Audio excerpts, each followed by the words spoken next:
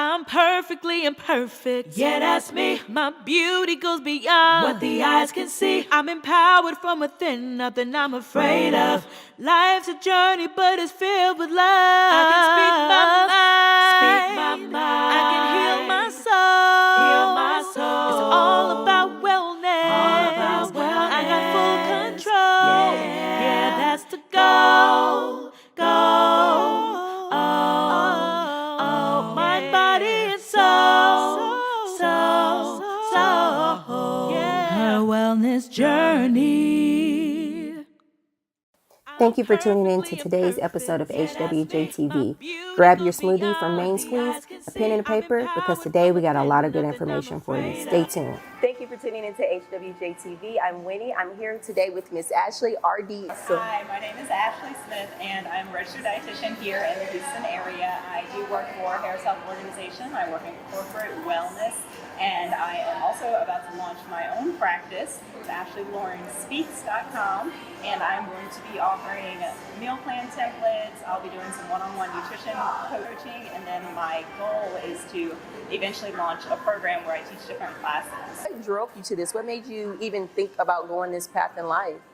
So I have always loved nutrition. My family, we all have science backgrounds. We've always been aware of health, talked about health, and I have always known that there is a link between the foods that we eat and the way that we feel in our body. I actually dove into a different career. I went to school for psychology, not nutrition. But nutrition kept coming up, and I kept talking about it, and no matter where I worked, I was always kind of the center of those nutrition conversations. And so eventually I said, this might be something that I should pursue. So I went down to LSU, which is where I got my undergrad degree, and thought that I was going to go get my master's in nutrition, and then that's when I actually found out about being a registered dietitian. So they convinced me to be a registered dietitian and said so that I could be licensed and credentialed, which made a lot of sense. So I ended up going into that field. And my main goal has always been able to take the nutrition knowledge that I obtained in school and bring that to people who are not exposed to it. We have these expectations that everyone is supposed to just know how to eat and how to take care of their bodies, but it's very challenging, and it's easier said than done. Yeah. So I said, if I'm in a position where I can go to school and I can learn all of this, then I want to take this and bring it to people who didn't have the same opportunities. Oh, what is a dietitian? What does your career look like, or what services or products do you offer? So as a dietitian, it is confusing. A lot of people don't know what a dietitian is. I didn't know what a dietitian was until I went to LSU and I asked and said, what should I do with myself? So a dietitian can do so many different things, which is really cool about our career. That's what you can do. So as a dietitian, you can work in different areas. You can work in hospital setting. You can also work in schools. You can work in wellness. You can do private practice. You can work with different types of conditions. You can specialize in diabetes. You can specialize in fertility. You can specialize in heart disease. You can babies. I am very interested in helping people with busy lives. So before I became a dietitian, I worked in corporate America, so I worked in baking, and one of the things that I've seen working both there and working in large hospital organizations is that we are very, very busy. And then one of the things that I also know about myself and about the women in my life is that we are chasing our careers, and we want to be successful, and we want to be able to build a life for ourselves, which is very important. But what tends to happen when we do that is we forget about our health. So it kind of falls down to the bottom of the list. And it's not that it's not important to us, it's just that we don't feel like we have the time or the energy to really invest in it. So one of the things that I do is teaching people balance and how to have the energy that they're trying to get in their life. And so that's one of the things that I'm going to do, specialize in my private practice, is working with people who have these very busy schedules, very busy lives, and showing them how they can figure out what really, really matters to them, what's really important, and then channel their energy into those things so they can find balance between work and their personal life and their health and their emotions and their spirituality and everything that is very important to them. Up next, Ask the Expert with Registered Dietitian Ashley Smith. As we know, today's topic is feminine health, talking about the Yoni and how we can make sure that we are eating well and incorporating that in our life, and how that affects the internal parts of organs operating. So Ms. Ashley is here to talk to us about that today. Our first question for Ask the Expert sent to us on Instagram was, does eating pineapple really change the smell of my lady parts? Okay. So That's a good question. And I chuckled a little bit at that question, but I was interested to find out what the research said. And it turns out that there is no funded study on whether or not eating pineapple will change the taste or the smell of your lady parts. So, which is interesting. Why wouldn't someone want to do that study? Yeah.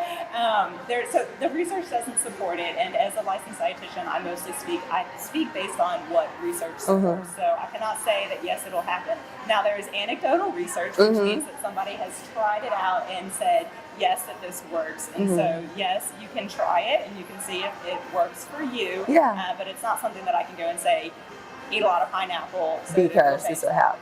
Your diet will, however, change the smell and the taste in general of your lady parts. So things like garlic or onions can make the smell and the taste change. Asparagus, if you've ever eaten asparagus and you notice that smell when you use the bathroom. So there are some foods that can change that.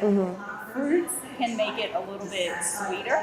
What I read was that the effects are only last about 2 to 3 days. So if you've got some big event and a month later, eating pineapple today isn't going to do anything for you then. Yes. And then again, it may or may not change anything. So you shouldn't have any kind of strong smell down there anyway. So I would definitely say don't eat the pineapple to try to mask a smell. It won't hurt.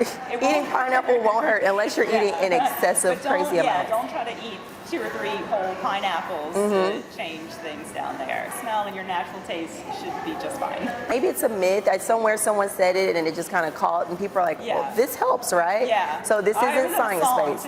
Yeah, and that kind of thing, you hear it enough times in your head, you're like, I heard this somewhere, so it must be true. Yeah. If it's on Instagram, it's true. Yeah. Okay, let's see. Our next question is, why do I crave chocolate like crazy when it's that time of the month? Okay, so this is great because this is me. I know, I personally track my cycle, but if I'm not tracking my cycle, I know that it's coming, or if I haven't looked, I know because I tend to crave sweets. This doesn't happen to everybody. So basically what happens is the 2 weeks before your cycle is coming, your estrogen level is high, and then your serotonin levels tend to go with your estrogen levels. So serotonin is also going up. Then when you ovulate, and then those 2 weeks leading up to your actual period, your estrogen level drops as well as your serotonin levels. At the same time, your cortisol levels might go up. So not everyone experiences PMS, but people who are experiencing PMS symptoms, and cravings can be one of those, may have an increased level of cortisol, which is our stress hormone, and they may have decreased levels of serotonin. And serotonin, if you know, is the feel-good hormone, so it's the one that makes us happy.